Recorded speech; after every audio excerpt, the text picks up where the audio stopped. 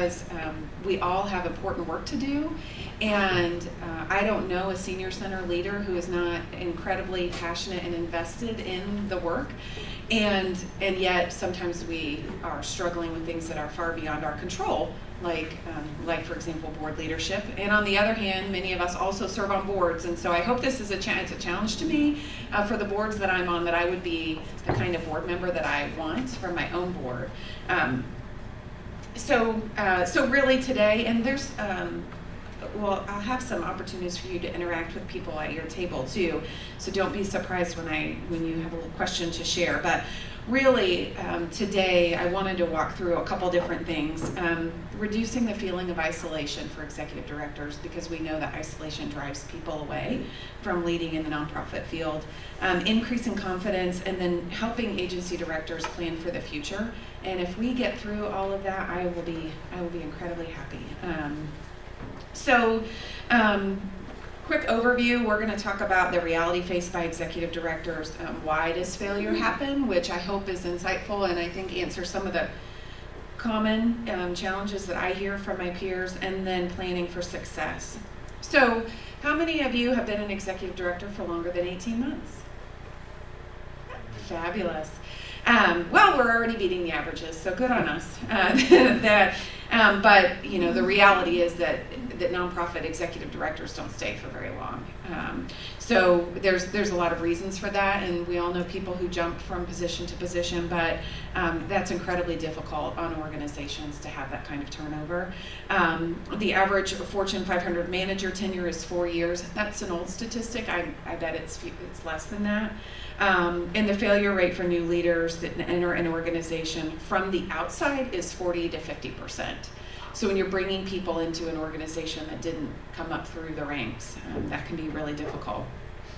The reality that we all face, and I think this is true from day one, but also true 11 years down the road, and I feel incredibly blessed that I have a fantastic board. I've had great boards, and I've had great board chairs. But the reality is, many times we have to overcome lack of transparency within our organizations, lack of trust within the organizations, lack of support, and lack of a succession plan.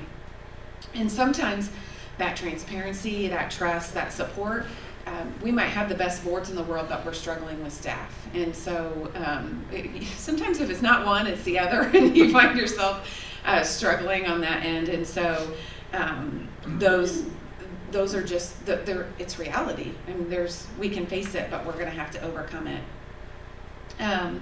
So I like to think about, and I've done this with some boards that I'm on, you know, understanding our current position. If we don't understand where we are, it's really difficult to figure out where we're going.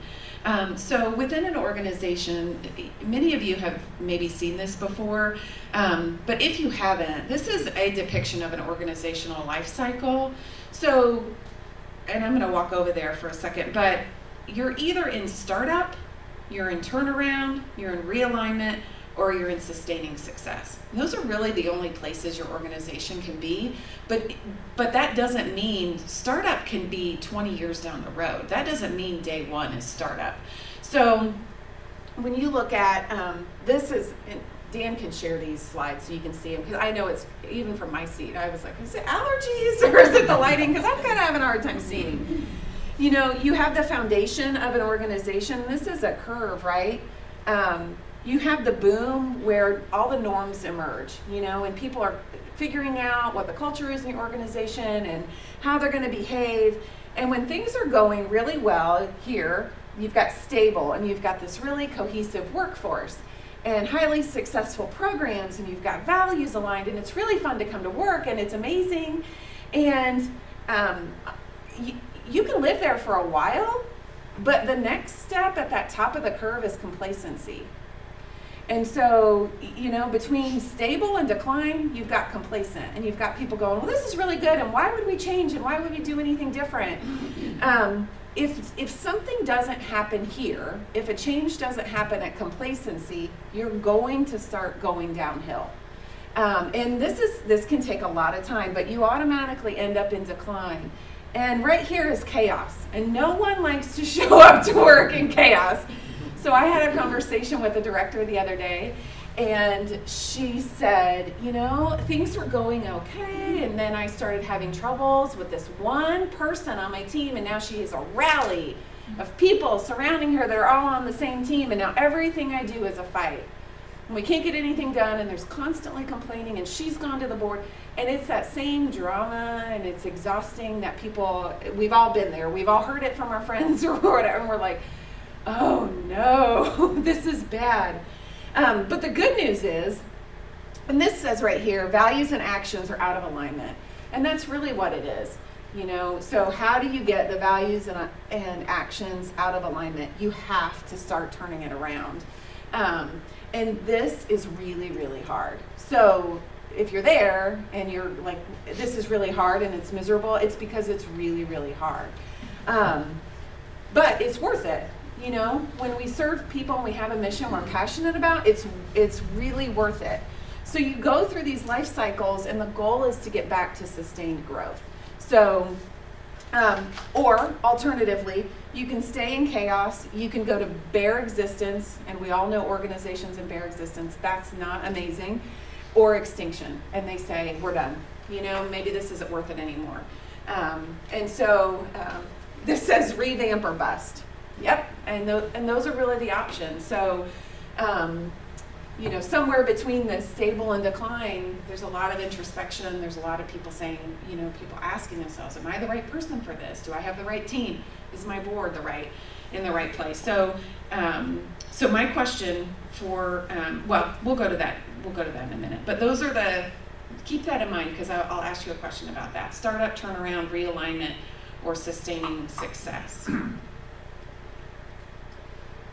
So, why does failure happen? We just heard from Amber this morning about inability to build partnerships or coalitions, and or it could be internal and external hostilities.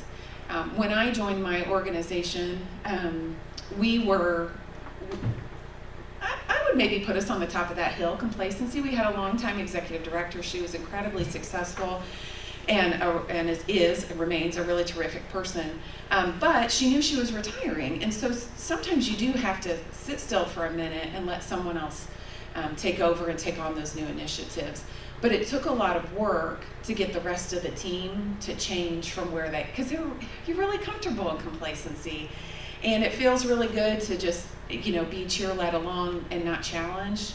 And so one of the things that I had to overcome when I started was that internal and external hostilities.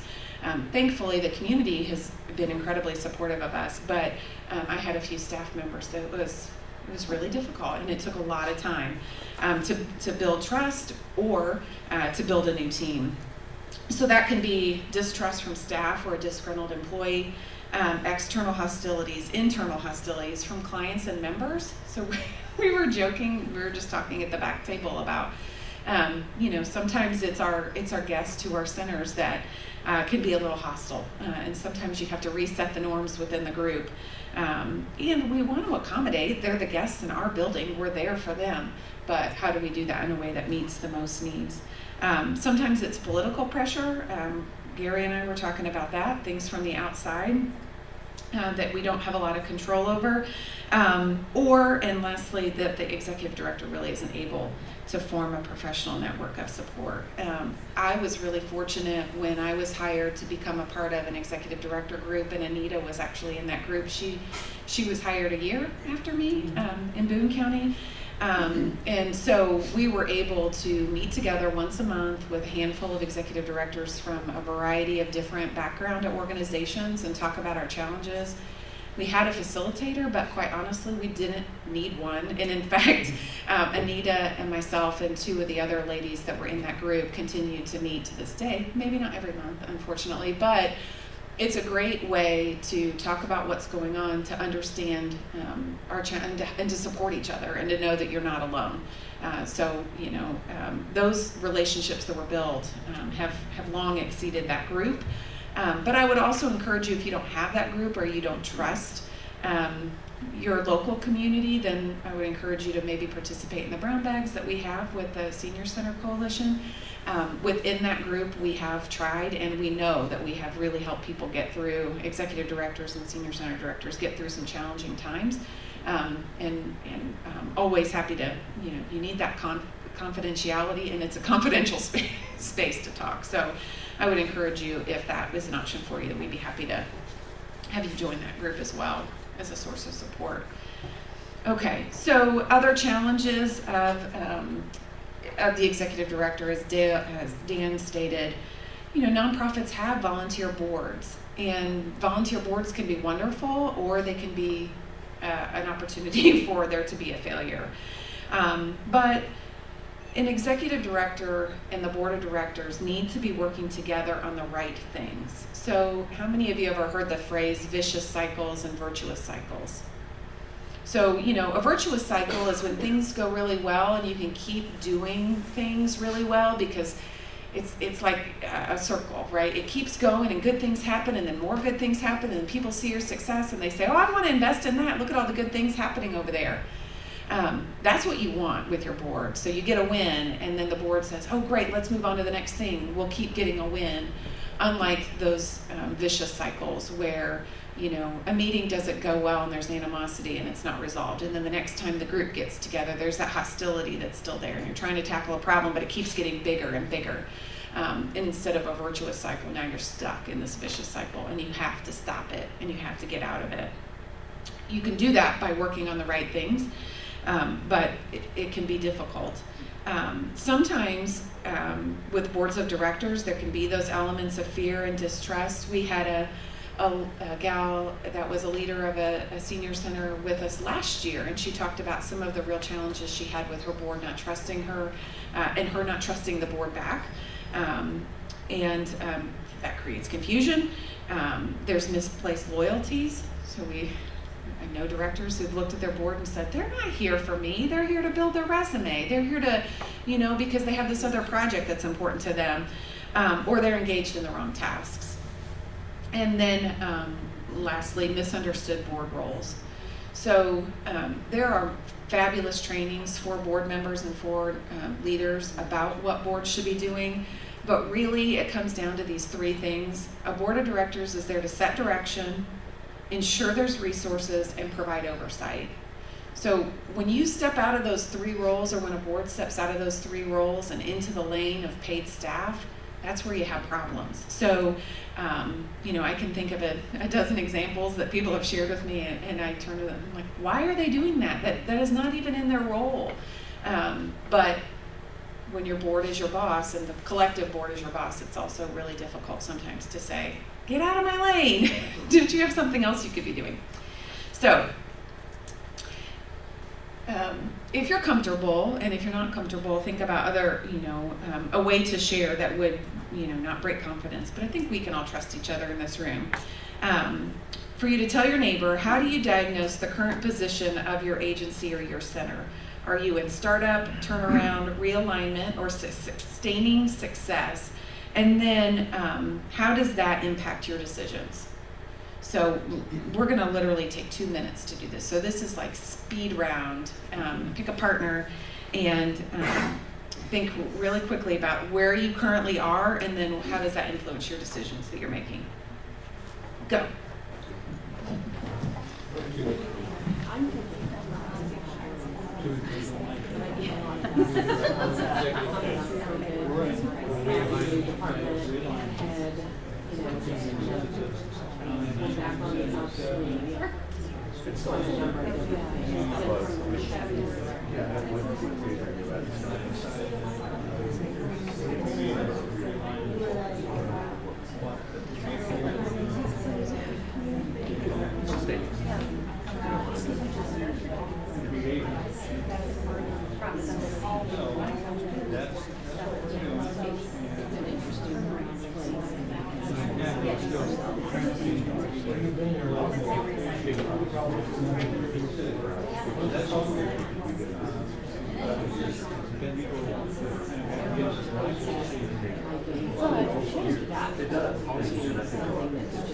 I drove 3 years prior.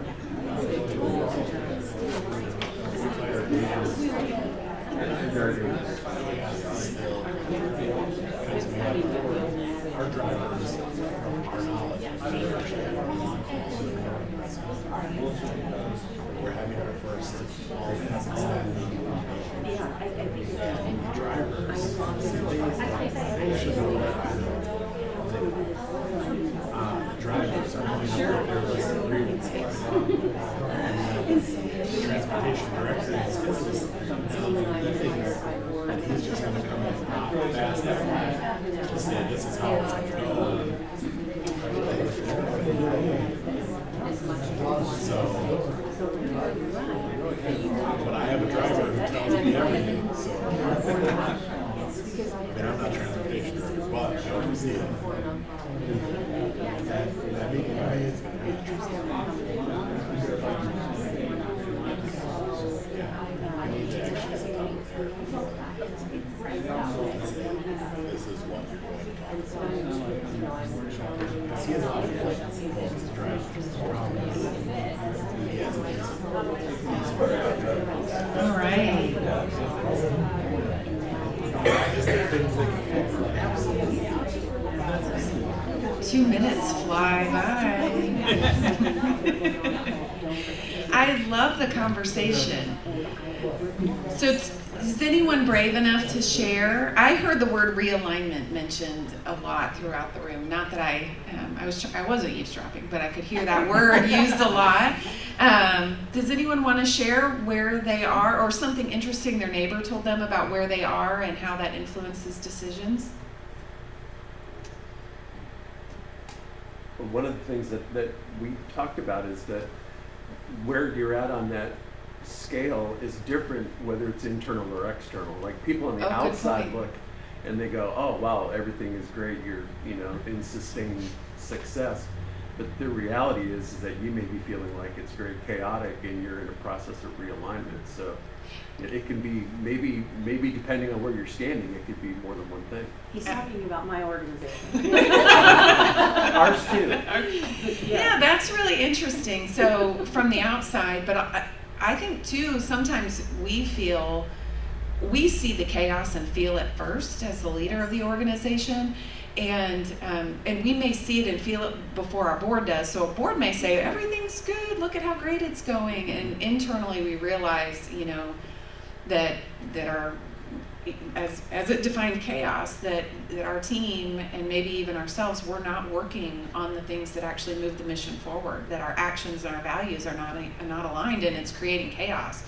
And we all know that can happen really quickly.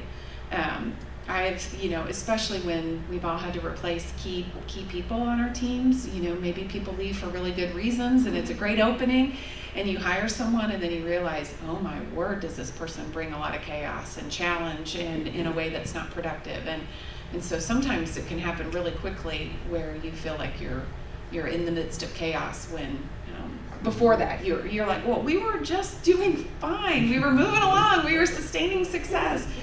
Now we're in upheaval. Well, I think the nature of the relationship of a board with the exec doesn't necessarily foster, great communication and transparency, because on the one hand, you might want to tell your board everything that's going wrong and the fact that you need support, and then they say, yeah, but we hired you to take care of this stuff. Yeah. So and I wish they had kept doing this, but when I was first hired, Central Indiana Community Foundation brought together a facilitator, and they had, I bet, 100 pairs of nonprofit executive directors and their board chairs together. And it was a 2-day conference on the critical nature of the board chair executive director relationship. And I still have those notes. And when I have a new board chair, I say, this is what Linda and I did 11 years ago when I first started working here. Because you're exactly right. That board chair can make or break, honestly, an executive director's attitude about work, their attitude towards their team, how they're fundraising, what the relationship is in the community, how things are going. It's really critical and also very awkward. It can be very awkward. Yeah. Good point. Anybody else? I'm guessing almost everybody's in that realignment. So Yeah, it feels like it. It feels like it. Yeah, coming out of COVID and you couldn't get staff and, like I was saying, the staffing was such a problem. I was dispatching our vans and trying to get the next schedule, and I didn't have time to make sure that we were aligned with our values. Yeah. So I'd be really impressed if someone's in that sustaining success rate. It'll be fleeting, right? Anita? I think we were talking, Lindsay and I were, that we should really always be in realignment because as new decades of older adults come to us, they don't want the same things. Yeah. And so we kind of do experiences at our place for the decades.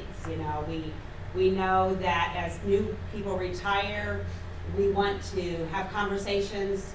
What do they want so that they will become a part of our organization and that we'll be able to sustain. We don't want to go out of business.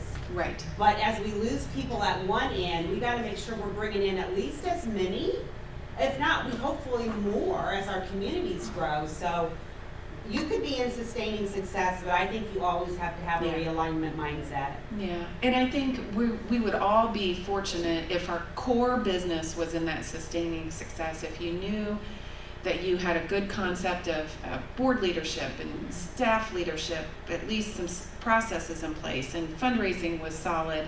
But you're right, your programs are never, that complacency for programs that's a thing of the past. It's just not. And I think senior serving organizations learned just as well as anybody else, if not better, that we have to adapt, and our seniors need us to adapt. Our clients do, but the community needs us to. So there is that constant tug and pull of what do we do for the next generation while we're helping the people that we're helping. And we talk about serving seniors, but in my organization, we really do talk about helping multi-generational. We are a multi-generational organization. We may not have children, we don't have children's programs in our building, but often we all have children in our building because people bring their grandkids with them.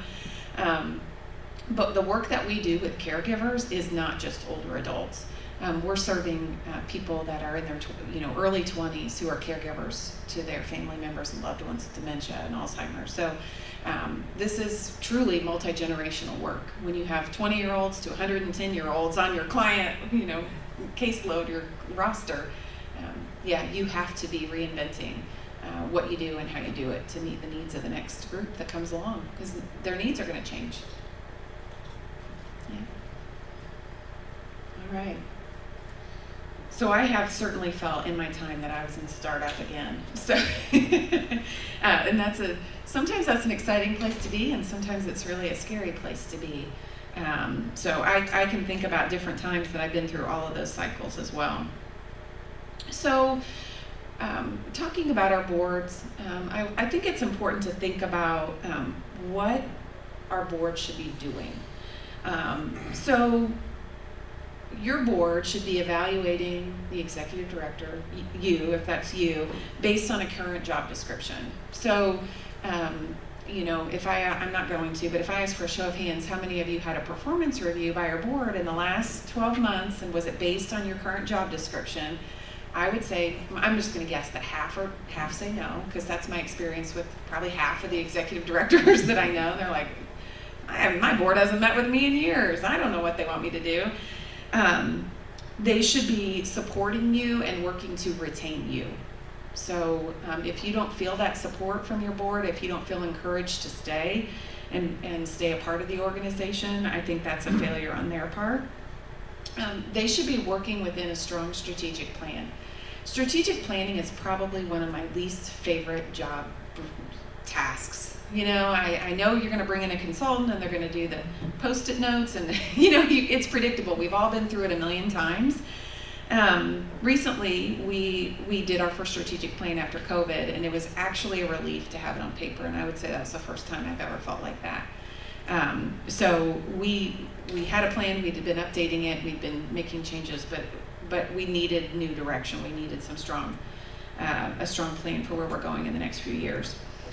They should be building their own strong board, but they should also listen to you when they think about their own board. So boards should be they should be recruiting and bringing on new people, but they need to be thinking outside of their own social circles as well. So you don't want a board that is like everyone that lives in the same neighborhood or works at the same company. That's not really very helpful. But I was in my executive committee meeting the other day, and a name was thrown out, a person that I really enjoyed. But I said, we don't need a person from that organization on our board. That would not be helpful to us. And I was thankful that I had an exec committee that said, oh, good point, thank you. Yeah, we won't pursue that. Where that could have been a point of, if we didn't trust each other, that could have been a point of heels dug in, and now it's a battle over who's going to be on the board.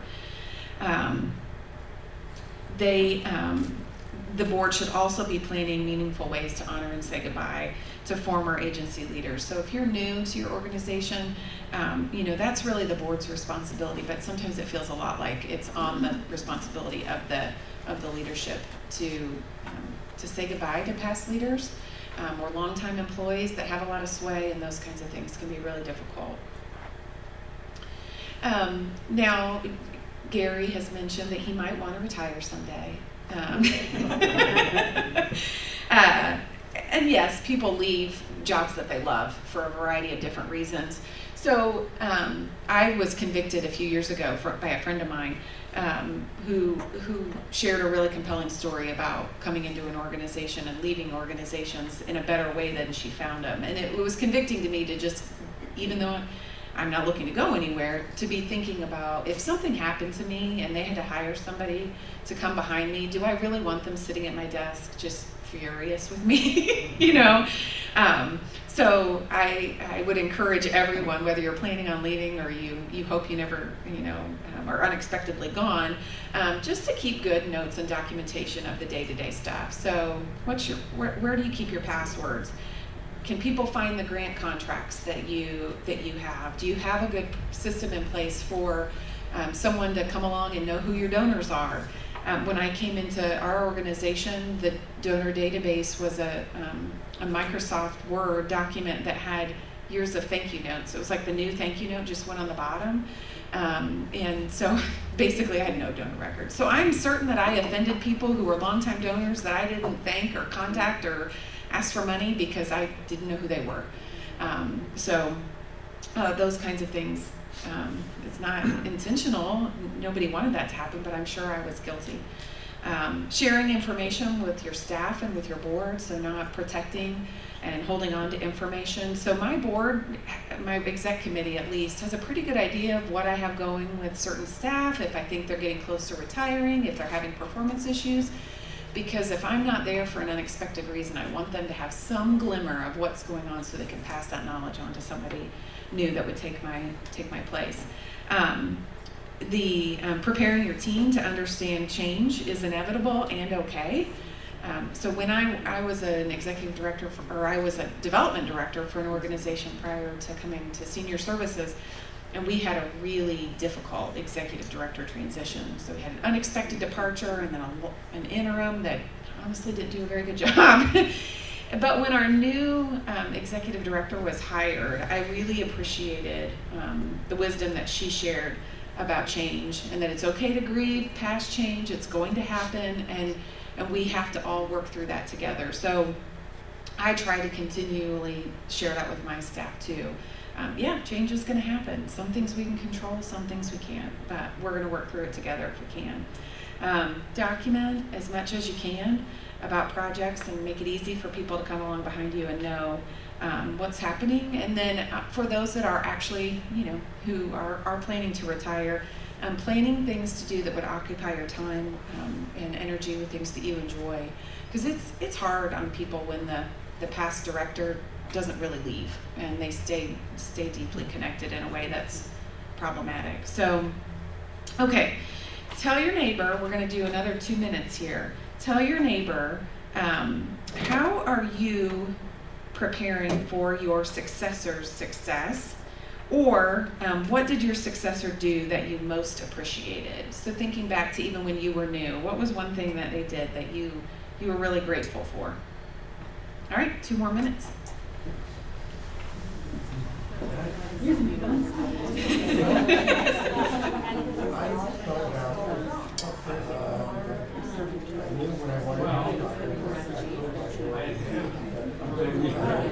was a very rough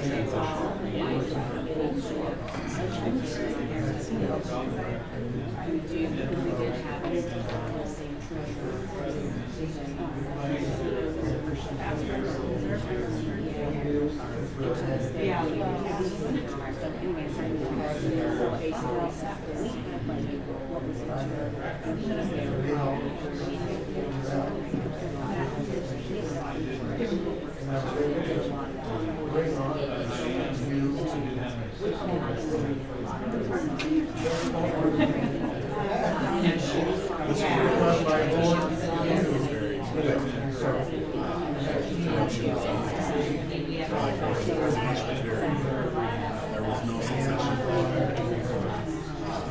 Just stepping in. Wasn't given aspirations. So just trying to figure it all out. Like, she was kept on as a resource. So the hardest part was because she was kept on. A lot of the staff, instead of coming to me with questions, went over her, even though she wasn't there. So the first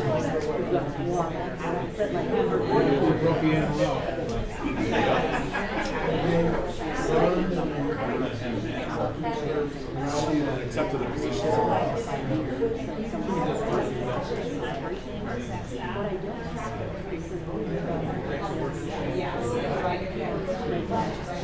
One thing when I came in,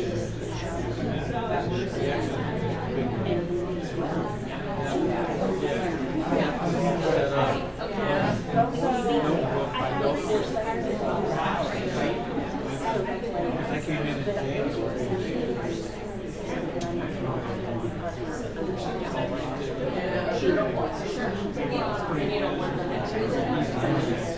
All right. Another addiction dating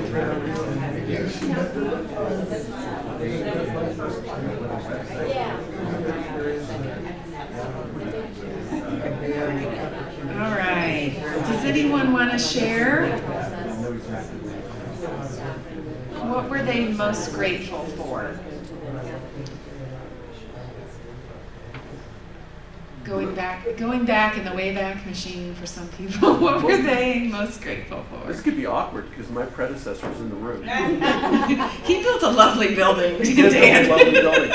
Yeah, that's fantastic. But I do absolutely appreciate the fact that Bob took a break from the center for really quite a while. I mean, you didn't come in on a regular basis until a year or two later, because of that very thing. I mean, it happens in churches, it happens in any organization, where people would walk up and for a long time people would joke about, oh, you're the new Bob.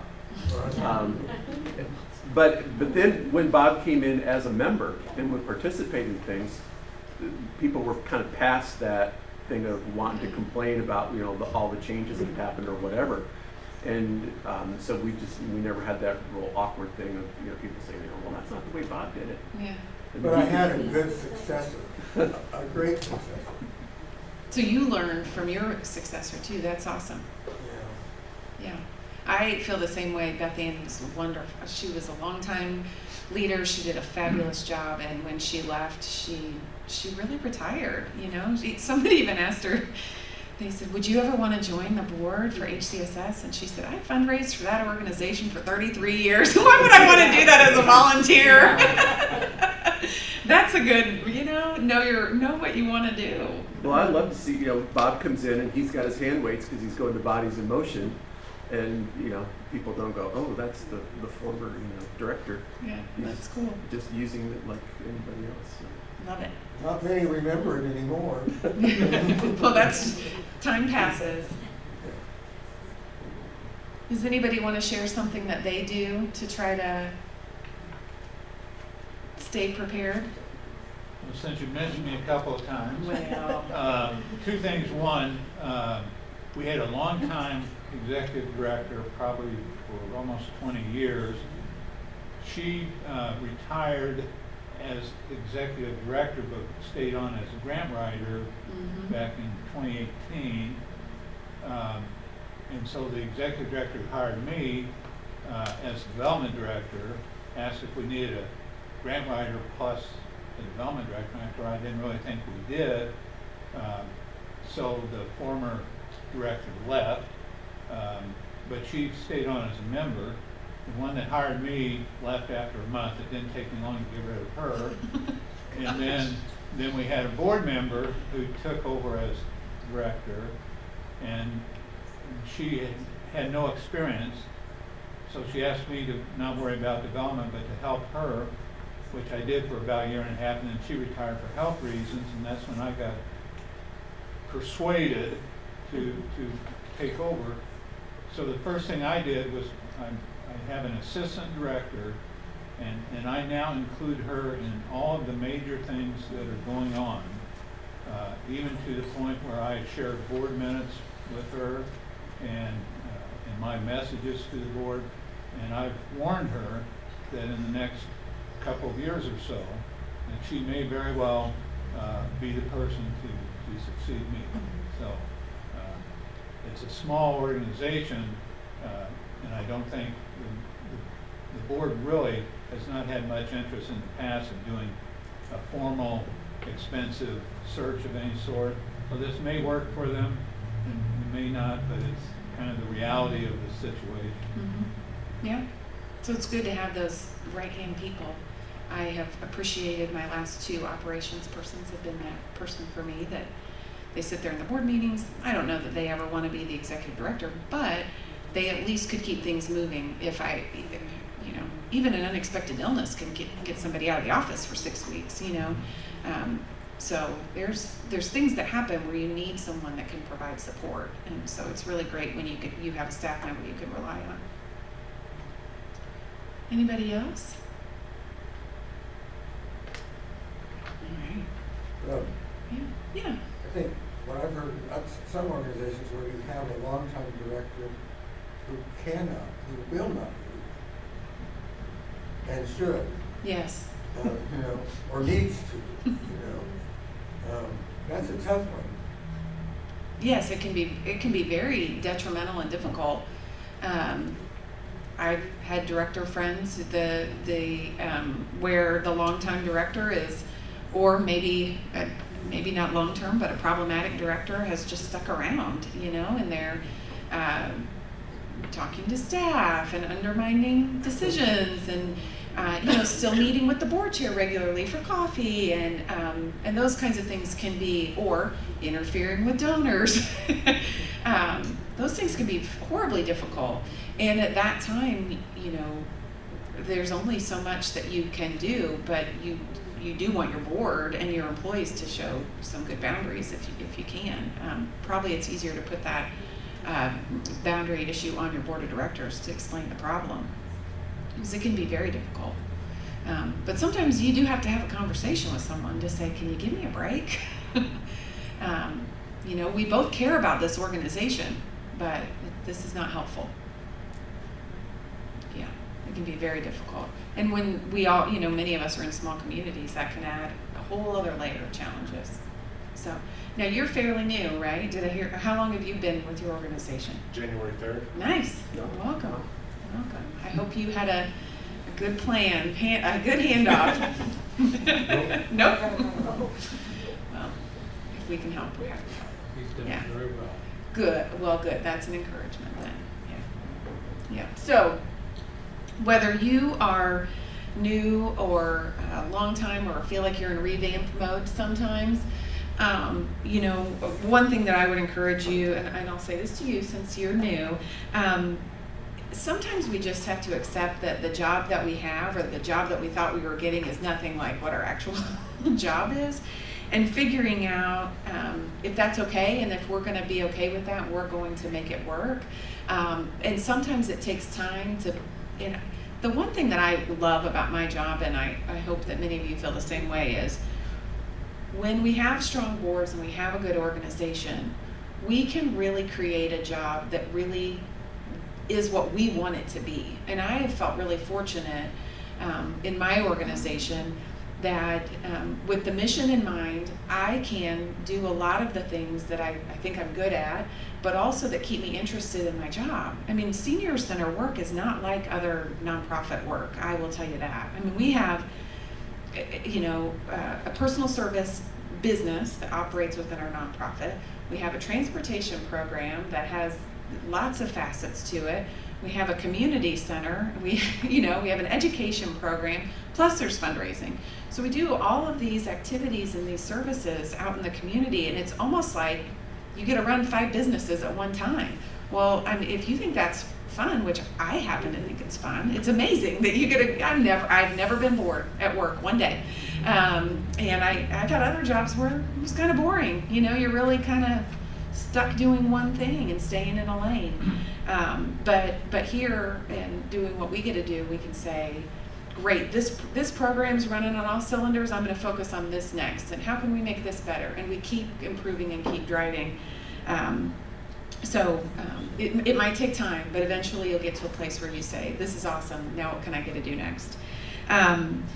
But one challenge, and this was true day one, but I think it's true now, sometimes too, is that your employees and your staff think that you are fully aware of everything that is happening, and unless you ask them, they won't tell you things. So you have employees that you find, sometimes my team knows my like bare minimums. If there's a fire, if there's a flood, if there's an accident with an injury, or if we get a check for $1 million, I need a phone call on vacation. If I'm dying in a hospital, I need to know those things.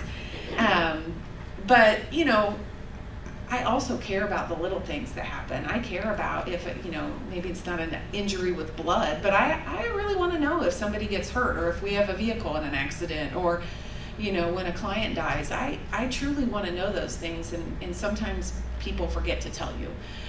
And so you have to ask. You have to keep asking, and I just have to keep reminding myself that, if I care, then I should be the one to ask, because everybody's busy. I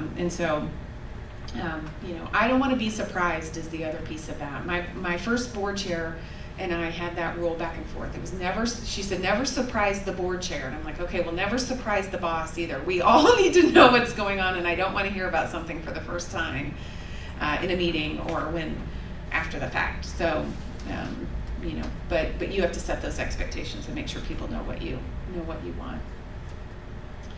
So, what are some things that we can be doing, especially when we're caught in these vicious cycles? The first thing, and probably one of the most difficult things, is to confront bad behavior. If confrontation is difficult, if you're like me, I am a natural peacemaker. I will make peace in almost any situation.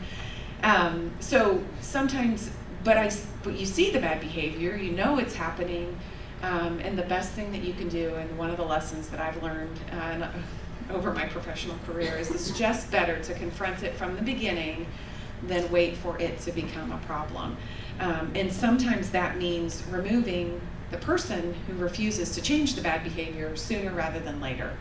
I'll go back to that first board chair. She ran a small business, and she said, Marina, the best advice I can give you is hire slow and fire fast. I'm like, well, I don't want to fire people. That's not why I got into this. And my first year at Senior Services, I think we removed 11 employees out of our 50, and they all needed to be gone. And there was one that didn't leave for many years later, and I should have let her go first. And but I wanted to fix it, and I wanted to coach her, and I wanted to try. And what I didn't realize until after she was gone was the tremendous sway that she had over everyone else.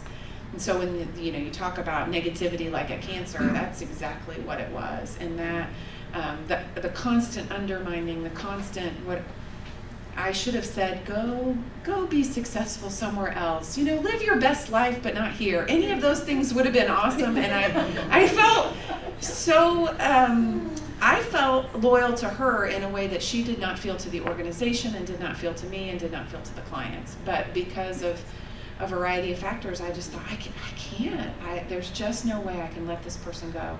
And when we did, it was like a weight came off the entire organization, and I had people coming to me saying, oh, I wish you would have been, and so you realize later on then what a disservice I was doing to my team, that she was there and causing such a problem, and I wasn't helping solve it. So if that saves any of you some heartache, you're welcome, because I wish I would have taken that advice from my first board chair.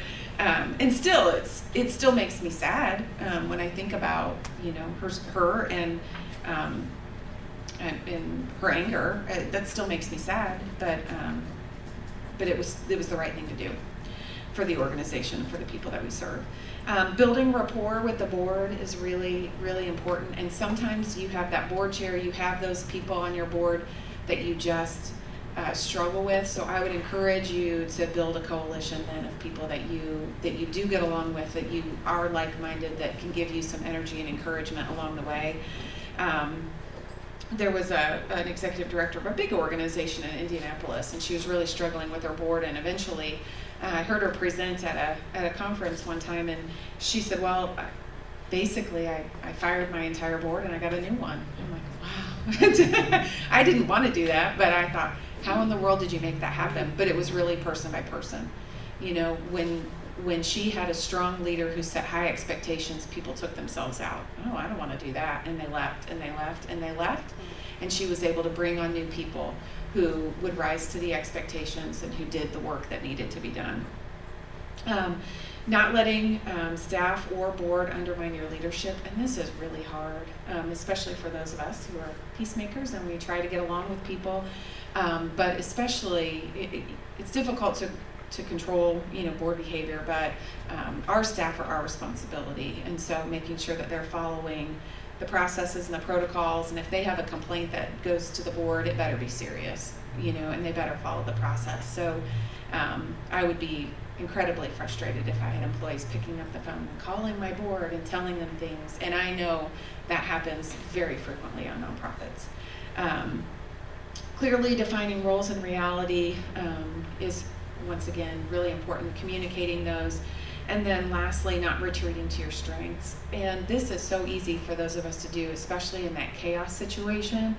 So for me, if I'm stressed or I'm confused about a situation, oftentimes my go-to retreat is, we need to write a policy, we need to think this through, it needs to be documented, and I can go and huddle in my office by myself where I don't have to see anyone, and I solve the whole thing in my mind. And that's not helpful.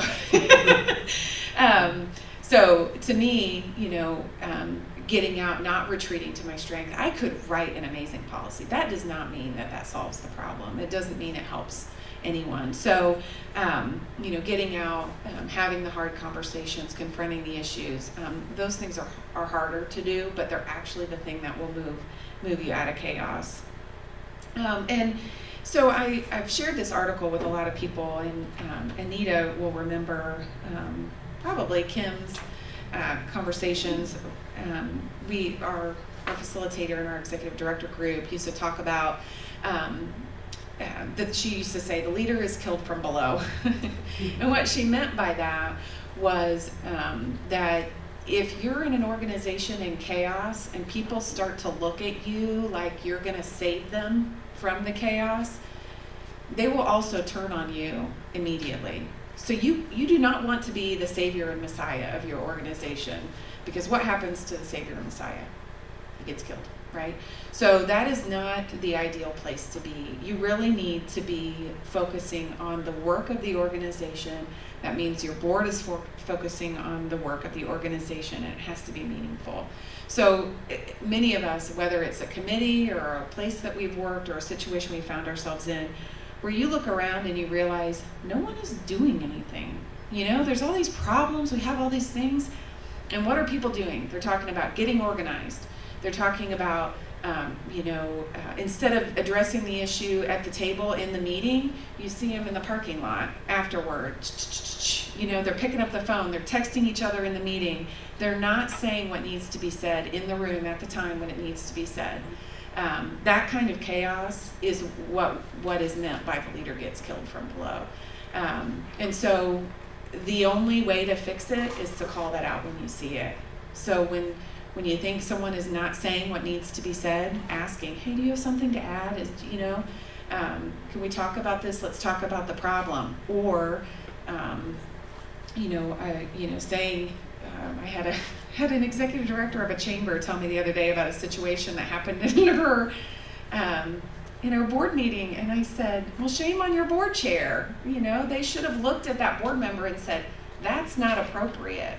You cannot say those things about, so-and-so. So you have to have an agreement on what is appropriate and what's not appropriate. And sometimes, honestly, it means the executive director, after the meeting, looks at the board chair and says, when you see that, you have to stop it too. I report to this board. I can't tell him that that's not appropriate. When I was a development director in a meeting, one time, one of the board chairs said something incredibly inappropriate to me and to the operations person. And thankfully, the board chair had him come up and apologize, and this was the apology I got. Well, I'm a type A personality, and so I just say things that come to my mind. And the operations person said, that's not called being a type A, that's called being an asshole. That's type A. Yeah. And I thought, that always stuck with me, let's not use our personalities as an excuse. And he was asked to leave the board. If you can't be respectful to the staff, if that's your version of an apology, then you're not welcome here. And he did. He left the board. And he probably took his money with him, and he probably took his sponsorship with him. And guess what? We're a better organization because he wasn't a part of it. So when you see those kinds of things, that's sort of what the board chair is signing up for, to look at one of their colleagues and say, that's not appropriate. Or, hey, so-and-so, you committed to do this thing. What's the progress? What's the status update? Have you done it? Let's hold each other accountable.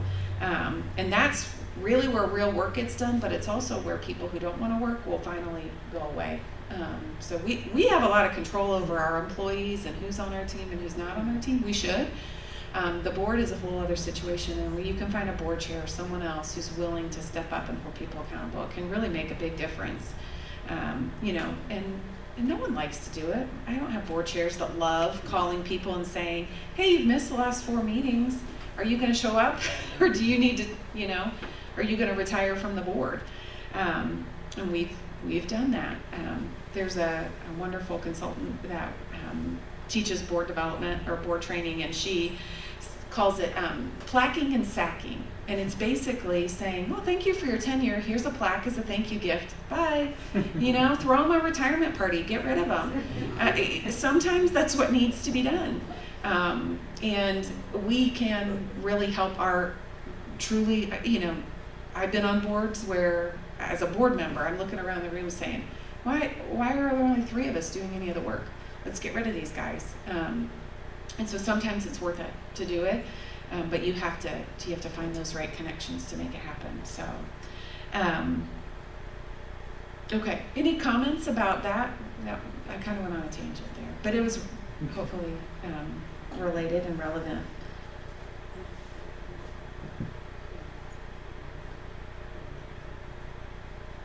So I made a note actually from something Amber said on this slide for this section, which was, if the group agreed, would it happen? So if you think about your own board and your own staff, if the group agreed, would it happen? I thought that's a good challenge, and maybe it would depend on who's in the room when the agreement happened. But if we could all be in a place where we felt like on our staff and on our boards, if the group agreed, it would actually happen. I think that would be good success. That would be sustaining success at a high level. Even if we're in turnaround for programming and other things. So, okay. I'm going to skip our last question because it's time. But does anybody have any comments, any questions? Plaquing and sacking is now my new favorite thing. Isn't that amazing? She's a really great facilitator, and it's a perfect description of what needs to happen. Yeah. Like let's term limit people, you know? Let's use the term limits. I have a question. Yeah. You mentioned something about a consultant, and that's maybe what we're talking about here, that can do some professional development or training for a board. Do you do that? And if you do, like how often? To bring someone in? Yes, to work with board members for training. We have a lot of new board members. Yeah. That we all feel like are great, but they're new to us. And is that something we should be thinking about? I would encourage it. I do board orientation. That's really, it's an orientation to our organization, but it's also a board, how to be a board member orientation for when I have new board members come on. And I take on that responsibility because quite honestly, I want to be the one to do it. We just started that, and it's going very well. Yeah, I think it's really important. There are to me, every local community foundation should be supporting that. If they have an organization to come to them and say, we want to hire somebody to come and do board training with our organization, would you pay for it? The answer should be yes every time. So you might ask for that because it's capacity building, but it's really for the future, the long-term success that you get those things in place. There are consultants that you can hire to do it, but then sometimes there's free programs. There's also yes, she's really Susan Decker is her name, and she's really fantastic. She's from Terre Haute, and she really. If you can get your community foundation to hire her to train all your nonprofits, that's what Putnam and Montgomery County did. Putnam and Montgomery County Community Foundation last year brought Susan in for a five-session series, and they split the money between the two foundations, and then it was open to anybody from those counties, and then and they opened it up farther. So I was driving to Putnam and Montgomery County for her trainings last year, and they are fantastic. But her name is Susan Decker. She's really, really good. But that may be another way that if you say, well, our county is, we only have a small number of nonprofits, let's have multiple come together, to pay someone to do that. I think it's worth it. There were executive directors that were there, but a lot brought board members there as well. And then the materials were such that you could share them with your boards and they could read them on their own. So we had a lot of great takeaways from that. How to do a board assessment, how to make sure you have job descriptions, how to get your board involved in fundraising, which we didn't even talk about. But I know that's a huge issue, no matter what board you're talking about. So she's really good, and there's others too, but she's the Placum and Sackum lady. Our United Way does board boot camp. Yeah. And in some ways, it's like a finishing school for people who are interested in serving on boards. Yeah. And they will go through, and it's a pretty extensive training. So that's also something people may want to check. Yeah, our United Way does something similar called Leadership United, and so it's probably common. My guess would be it's very common for United Ways to do that as well. So between your community foundation, your local United Way, those all might be good resources. Yeah. Will you email us the contact information for Susan? Yeah. Decker? Mm-hmm. I think it sounds like a great collaboration for a lot of counties. Yeah.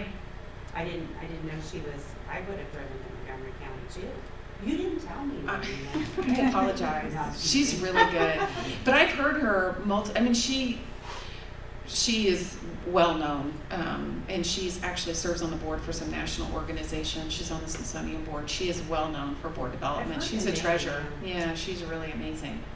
But also, Anita and I, the one lady that I mentioned, Kim Donahue, in Indianapolis, she does an amazing job coming to organizations and basically backing up the executive director and telling the board what they need to do to get organized. So when you have an organization in crisis, sometimes it is wise to bring in someone that has experience looking at a board of directors and saying, these are the things that you guys need to do or you need to leave this organization. She really, that's what she did for United Way of Central Indiana, was really work with organizations in crisis. That's what she was paid by United Way to do, to help them turn around and hold them accountable. And at that time, she had money that was a carrot and a stick, But if you have an organization that actually wants to get better, she would be another fantastic person to bring along.